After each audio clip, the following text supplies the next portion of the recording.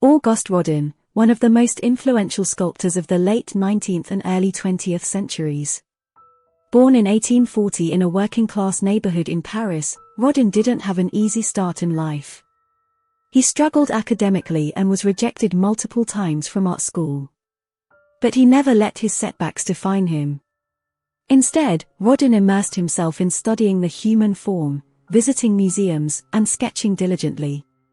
He found inspiration in the works of Michelangelo and Donatello, and developed his own unique style that emphasized the emotional and psychological depth of his subjects.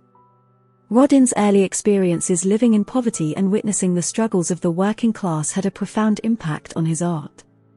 He wanted to capture the rawness and vulnerability of the human experience, and his sculptures became a powerful reflection of this. Take, for example, his nude female figure holding left foot. In this piece, Rodin portrays a woman in a moment of introspection, her body language expressing a sense of contemplation and self-reflection. This theme of inner struggle and self-discovery is a common thread throughout his works. Another striking piece is Bathing Woman. Here, Rodin captures the grace and sensuality of the female form.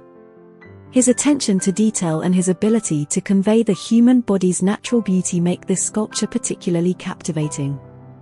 In Ugolino and His Sons, Rodin depicts a tragic scene from Dante's Inferno. The sculpture depicts a father embracing his sons in a desperate attempt to protect them from starvation. This work is a poignant reminder of the suffering and resilience of the human spirit. Rodin's sculptures often challenge societal norms and conventions. His unconventional poses and unconventional portrayals of women challenged the traditional ideals of beauty. His work pushed boundaries and sparked conversations, forever changing the landscape of art.